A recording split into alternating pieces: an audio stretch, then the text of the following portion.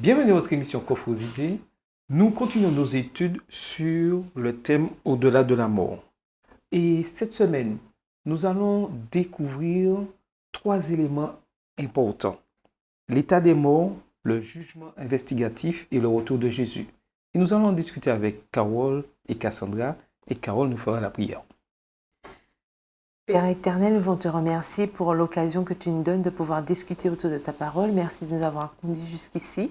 Permets que tout ce que nous aurons à dire puisse être une inspiration pour ceux qui auront à voir cette émission et que ton nom soit glorifié dans nos vies, que ton Esprit Saint puisse diriger les débats au nom de Jésus et pour la gloire de ton Saint-Nom. Amen. Amen.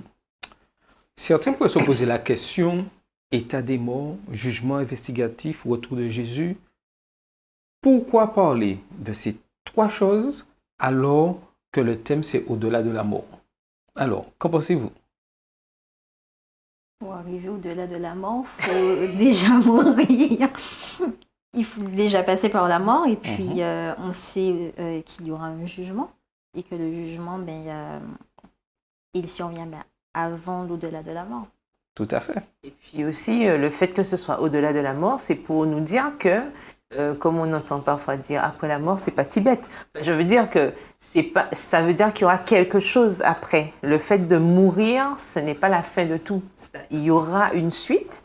Et justement, c'est cette suite que nous, en tant qu'enfants de Dieu, nous attendons, puisque ceux qui auront, on le rappelle, suivi les commandements de Dieu n'auront pas à craindre le jugement ou même la résurrection, puisque voilà, ce sera la première résurrection. Et puis les autres, Tout à fait. ça sera compliqué. Tout à fait. Et tout ça, ça nous permet de comprendre que cela donne un sens à notre vie. Parce que imaginons un instant que, au-delà de la mort, qu'il n'y ait rien et que, donc, à quoi Encore demain, nous mourrons. Oui, à quoi cela nous servirait de continuer à vivre tout en respectant la parole de Dieu? C'est qu'il y a quelque chose. Et ça, c'est important. Et nous allons commencer à voir vraiment, puisque ce qu'il y a au-delà de la mort. Très important. Alors, rappelons, un petit rappel. L'état des morts, ils sont comment exactement? Ils ne savent rien. Ils ne On savent l'avait rien. déjà vu, il y C'est a ça. quelques semaines. Et le souffle de vie retourne à Dieu. À Dieu. Ils dorment, ils ne savent rien de ce qui se passe, ils sont là tranquillement et ils attendent. Ils attendent quoi exactement? Le retour de Le Jésus. retour de Jésus et le jugement. Mais le jugement. Mais la question, pourquoi un jugement? D'après vous, pourquoi un jugement? Quel est le but du jugement? Si on reprend les choses depuis le départ, il y a eu péché. Mhm. À un moment donné, on était dans un monde parfait. Il y a eu le péché qui est survenu et nous savons bien que depuis le péché, pour accéder au ciel, seuls ceux qui finalement seront sans péché, sans tache, comme on aime bien dire, qui auront des robes blanches, pourront aller au ciel. Donc, il faut bien, si je puis me permettre le terme, faire un tri, savoir qui ira au ciel et qui ne pourra pas y aller. Tout à fait. Il était important qu'il y ait un jugement pour définir les élus de ceux qui ne le sont pas. S'il n'y avait pas de jugement, est-ce que Dieu aurait fait plouf plouf, voilà, tiens, je l'aime bien celui-là. Non, c'est pas ça. Oui. Il faut que ce soit par le jugement. Jugement appelle instruction, donc forcément, il y a une enquête. Donc c'est pour bien montrer, non seulement aux humains, montrer aux autres mondes aussi, d'accord, que tout ce qui s'est passé au ciel à l'époque, voilà, il y a un résultat, il y a une fin. Et il fallait bien passer par le jugement pour que ce soit bien clair pour tout le monde que Dieu est Dieu, que l'accusateur qui estime que Dieu n'est pas amour et que, voilà, il fallait bien qu'il y ait quelque chose de concret pour prouver que c'est Dieu qui avait raison depuis le départ. Et puis surtout, il faut rappeler que Dieu ne fait pas de préférence. Dieu est un Dieu juste, il est un Dieu d'ordre. Donc, si il est juste, pour faire justice correctement, il faut un jugement. Et là, tout sera équitable. Donc le jugement, c'est pas quelque chose de négatif. Pas pour ceux qui obéissent à Dieu. Mais déjà, si tu vas au tribunal, tu espères gagner. Donc, dans le jugement, tout n'est pas tout le temps négatif. Oui, parce que c'est vrai qu'on a tendance à croire que le jugement de Dieu, c'est une punition, une sanction négative. Mais ce n'est pas le cas. Et nous découvrons dans la parole de Dieu, dans Apocalypse 20, les versets 11 à 15, quelque chose de vraiment magnifique, où nous voyons que Dieu utilise ce jugement, certes, pour montrer que ceux qui ont été justes méritent d'être sauvés, mais aussi pour montrer à l'accusateur, comme Carole le disait, à l'accusateur que cette personne-là mérite d'être sauvée. Parce que n'oublions pas, comme tu le disais tout à l'heure, Cassandra, que nous avons péché et que Satan, à ce moment-là, a remporté la victoire sur l'être humain, sur l'humanité. Et pour lui, et en quelque sorte il a raison, par le fait que l'homme est péché, l'homme, l'être humain, lui appartient. Mais Dieu a envoyé son Fils pour nous sauver par ce plan de la rédemption. Et dans le jugement, c'est pour montrer que telle personne mérite d'être sauvée. Puisqu'il est arraché aux mains de Satan. Maintenant, retournons sur ce que dit le texte dans Apocalypse 20, les versets 11 à 15. Où il nous est dit, « Puis je vis un grand trône blanc et celui qui était assis dessus. La terre et le ciel s'enfuirent devant sa face, et il ne fut plus trouvé de place pour eux. Et je vis les morts, les grands et les petits qui se tenaient devant le trône. Des livres furent ouverts, et un autre livre fut ouvert, celui qui est le livre de vie. Et les morts furent jugés selon leurs œuvres, d'après ce qui était écrit dans ces livres. La mer rendit les morts qui étaient en elle, la mort et le séjour des morts rendirent les morts qui étaient en eux, et chacun fut jugé selon ses œuvres. Et la mort et le séjour des morts furent jetés dans les temps de feu, c'est la seconde mort, les temps de feu. Quiconque ne fut pas trouvé écrit dans le livre de vie fut jeté dans les temps de feu. » Alors, ça fait quand même peur, hein, cette histoire.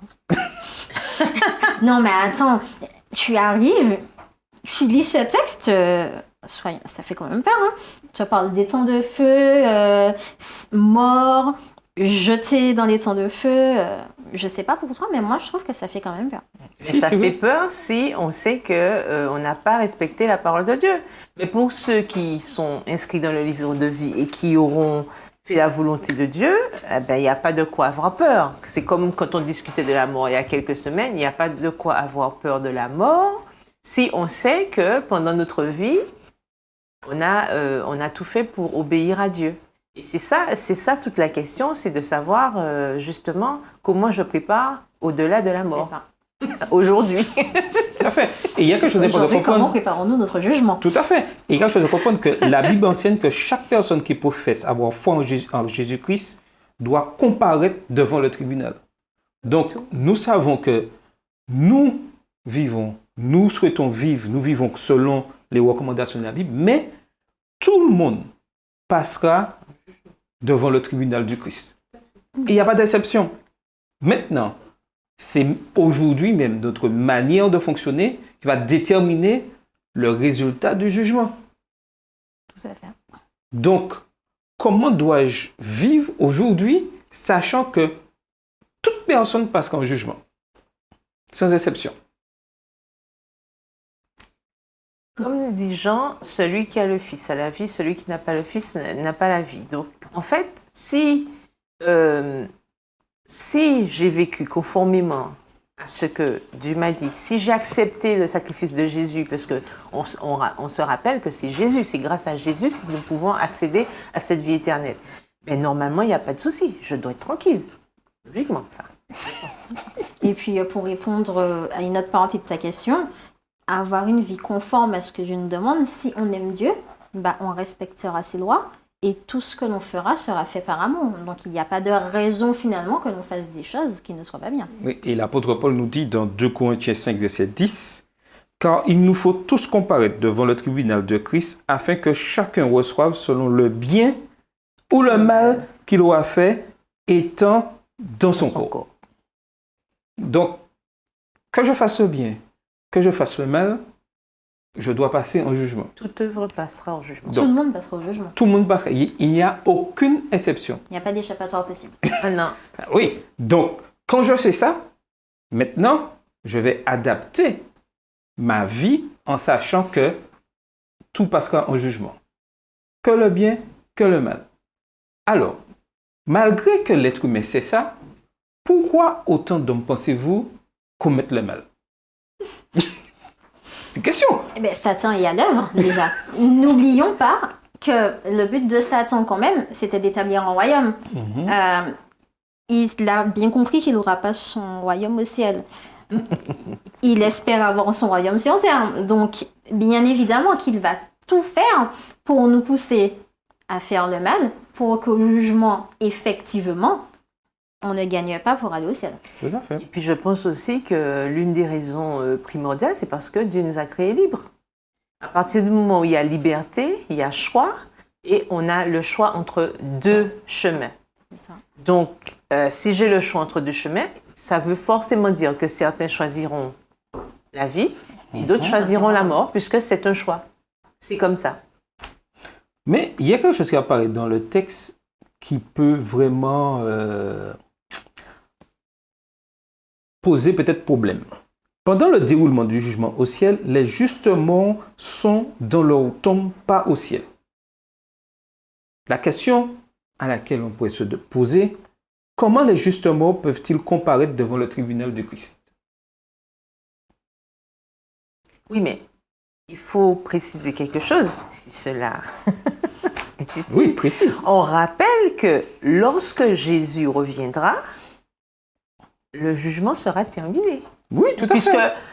qui dit jugement dit décision, donc Nous sommes sentence. Nous D'accord? sommes d'accord. Donc, ça veut dire que pour définir qui est élu, qui n'est pas élu, il va bien falloir qu'on arrive à la fin du jugement.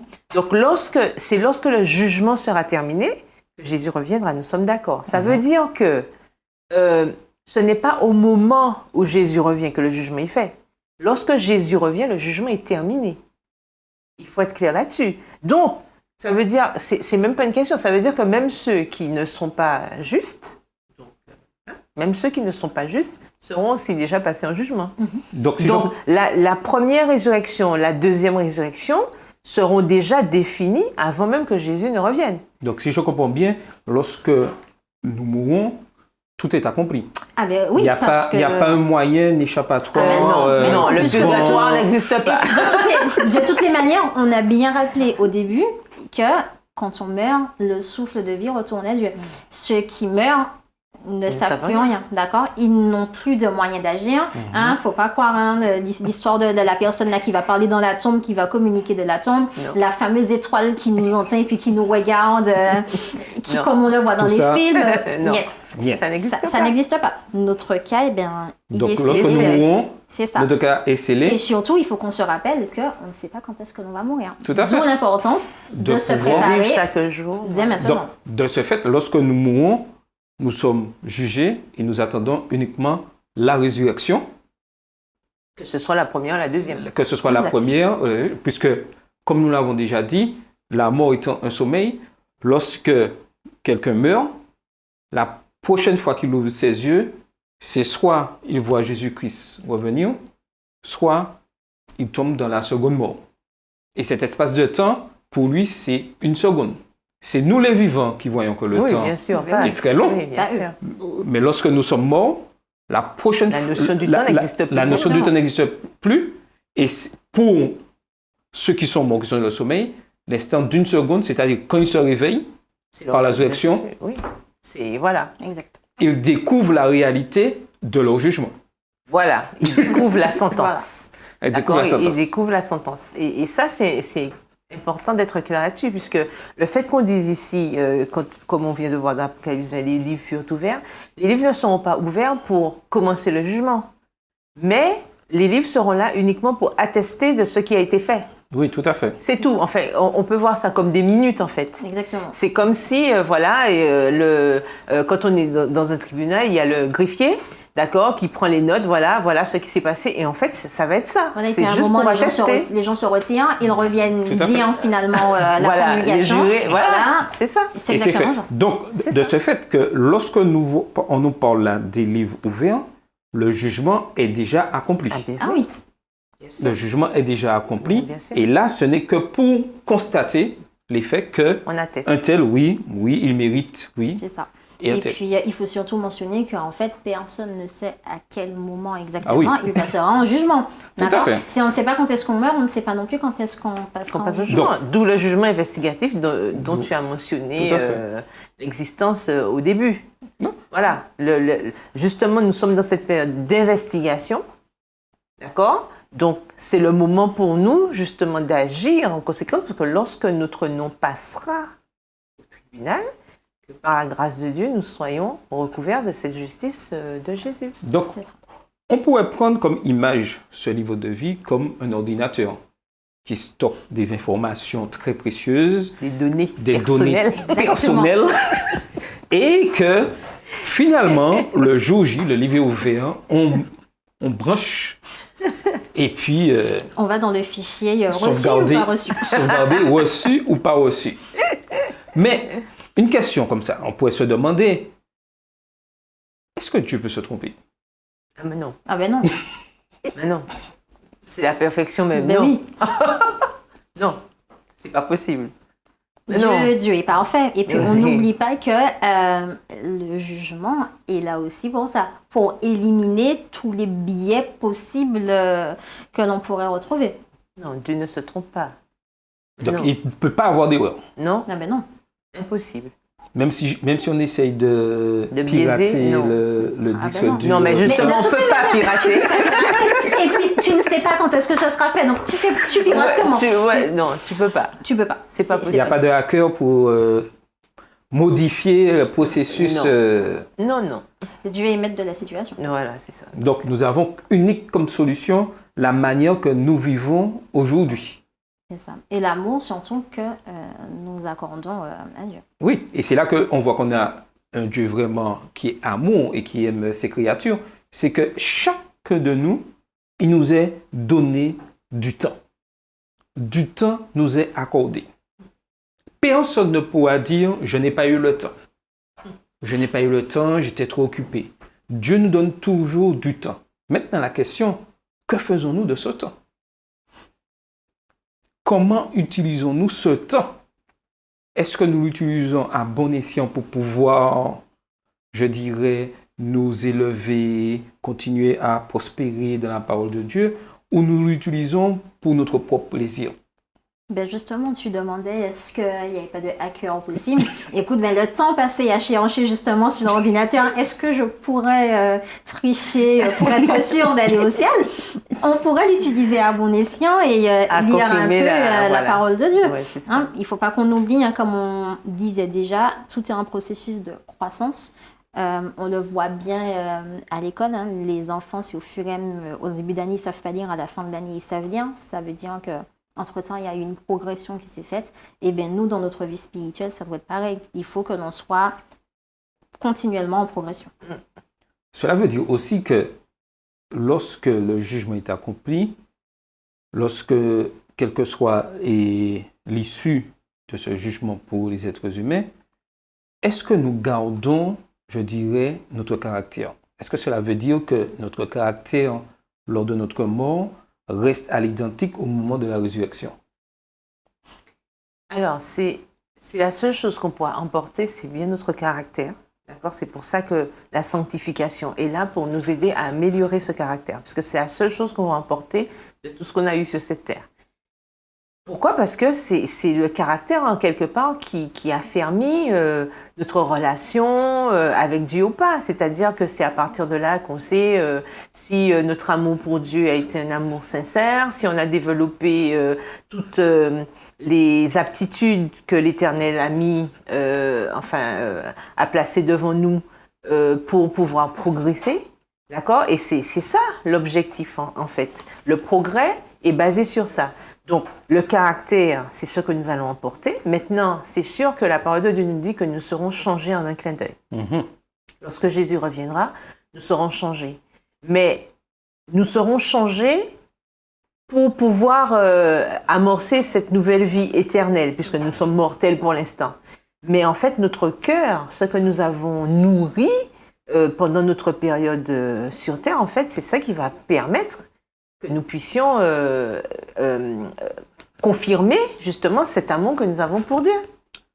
Je suis d'accord, mais je peux me poser la question, Dieu dans son amour, et certains se posent aussi cette question, est-ce que Dieu ne pourrait pas modifier ceci à la résurrection, je modifie Ah ben le non, caractère ben afin non. que toutes mes créatures soient sauvées. Mais non, écoute, comme l'a dit Carole, Dieu nous donne le libre arbitre. D'accord? Et c'est parce qu'il nous aime qu'il nous laisse le libre arbitre. Donc oui, Dieu veut que nous tous, nous puissions aller au ciel. C'est son but. Mais il ne pourra forcer personne à y aller au ciel. Si Dieu voulait réellement forcer du monde à aller au ciel et à rejoindre son camp, tu penses bien que dès le départ, dès le premier péché, il aurait déjà modifié les choses, il aurait effacé le péché complètement et il aurait continué son petit plan tranquillement. Mais bon, D'accord? et pourquoi pas recréer l'homme? Pourquoi laisser l'homme? Non, on élimine et on refait. Il aurait pu éliminer Satan aussi s'il voulait dès le départ, en un clin d'œil. Donc, Dieu nous laisse vraiment ce libre arbitre. Et Madame White nous dit que... Et puis l'amour aussi, c'est important. Où est l'amour là-dedans si finalement, j'ai pas le choix? C'est ça. Mais vous savez que notre ennemi fait tout pour faire croire qu'il y a toujours un espoir après la mort. Bah oui, il fera toujours cet espoir. Tu veux dire de se repentir? Oui. C'est ça. Mais écoute, comme je te l'ai dit, son but est bien évidemment de nous éloigner de la vie du ciel. Et Madame White dit dans la Review and Herald en 1976, éditée en 1976, c'est une nouvelle version, elle dit « Notre identité personnelle est préservée dans la résurrection. Même s'il ne s'agit pas des mêmes particules de matière ou de substances matérielles qui sont allées dans la tombe, les œuvres merveilleuses de Dieu sont un mystère pour l'homme. L'esprit, le caractère de l'homme, est rendu à Dieu pour y être préservé. À la résurrection, chaque homme aura son propre caractère. Dieu, en son temps, ressuscitera les morts, leur redonnera le souffle de vie et le... attends, je reprends. J'ai sauté une ligne. Alors, je reprends. Oui, je reprends la résurrection. À la résurrection, chaque homme aura son propre caractère. Dieu, en son temps, ressuscitera les morts, leur redonnera le souffle de vie et fera revivre les ossements desséchés. Nous ressusciterons avec la même apparence, mais nous serons libérés de toute maladie et de tout défaut. Ce sera une vie nouvelle. Les personnes présenteront les mêmes traits particuliers, de sorte que les amis se reconnaîtront. Il n'y aura aucune loi de Dieu dans la nature qui montre que Dieu redonne les mêmes particules identiques de matière qui composaient le corps avant la mort. Dieu donnera aux morts juste un corps qui lui plaira. On parlait par rapport à l'immortalité. C'est ça. Et puis c'est bien ce que l'on disait, finalement, c'est dès maintenant qu'il nous faut soigner notre caractère. Et ça, c'est très important. Dès aujourd'hui, pouvoir corriger ce qui ne va pas, puisque nous ne sommes pas parfaits. Mais Dieu, dans son amour, nous pousse, nous dit qu'il est toujours là pour nous pardonner afin que nous puissions, jour après jour, être sanctifiés. Ça ne veut pas dire que nous n'allons pas commettre de péché tant que nous sommes en vie, mais cela veut dire que nous avons un accès au pardon de Dieu par Jésus afin de pouvoir obtenir cette vie éternelle. Tout à fait. Il ne faut pas oublier que la perfection viendra avec le retour de Jésus. Soyons clairs là-dessus. Par contre, nous devons tendre vers ça. Nous devons, par exemple, si j'étais colérique au début de ma relation avec Dieu, aujourd'hui, je vois les progrès, je me mets moins en colère, je fais moins j'ai moins de réactivité automatique quand on me fait quelque chose, etc. Donc, je sens l'évolution. Et comme Cassandra disait tout à l'heure, c'est comme quand on est en classe, voilà, au début, je ne savais pas faire ça, mais à la fin, il faut que je puisse faire ça. Mais dans tout ce processus, on voit bien que l'enfant même fait des efforts, comme nous avec notre relation avec Dieu. Il faut que si l'enfant ne lit pas, si l'enfant n'ouvre jamais le cahier, n'apprend pas, ne refait pas les exercices, ne se met pas en condition pour l'apprentissage, ça ne fonctionnera pas. C'est pareil pour nous avec Dieu. Si nous ne nous mettons jamais en position, à la disposition de notre Dieu pour que son Esprit Saint puisse nous changer, ça ne servira à rien de toute façon. Donc c'est la même chose pour nous. Certes, la grâce de Dieu nous sauve, mais nous aussi, nous devons avoir à cœur de permettre à Dieu de nous transformer pour que justement notre caractère puisse être conforme à ce qu'il attend pour ceux qui seront élus. Tout à fait. Et nous avons une espérance. Et nous pouvons voir cette espérance dans Job 19, verset 27, où il est dit « Je le verrai et il me sera favorable. Mes yeux le verront et non ceux d'un autre. Mon âme languit d'attente au-dedans de moi. Et ceci doit être notre aspiration en tant qu'étudiant de la parole de Dieu, en tant que personne voulant suivre les principes bibliques. C'est de savoir qu'à la résurrection, nous verrons Jésus arriver. Si nous avons marché selon ses préceptes et confessé tous nos péchés. Et il faut savoir que Dieu voit tout et que son jugement est toujours juste et sera toujours juste et personne ne pourra dire le contraire. Et c'est vrai qu'il nous a dit qu'au ciel, il y aura des surprises dans les deux sens. Parce que lorsqu'on parle de surprise, tout le monde pense positif, c'est-à-dire oui, à telle personne, je ne pensais pas que tu serais là, mais tu es là, surprise. Mais il y aura aussi surprise dans l'autre sens. Qui on pensait être là, et on va dire Seigneur, il n'est pas là. Et le Seigneur, et nous dirons, mais nous sommes même prêts à plaider auprès de Dieu, disant, mais pourquoi il n'est pas là? Et le Seigneur tranquillement ouvrira le livre et montrera, tu vois, telle personne, tel jour, tel machin. Et on sera obligé de constater, oui. Effectivement. On ne savait pas. D'où l'importance pour nous d'être sincères envers nous-mêmes sur l'état de notre caractère. Tout à fait. Comme ça, au moins, on pourra se dire, là, je sais que ce que je fais n'est pas bien. Telle chose n'est pas bien. Tel point de mon caractère n'est pas trop mal. Il faut que je puisse m'améliorer et que je puisse améliorer ces points-là. L'honnêteté avec soi-même, c'est important, effectivement. Tout à fait.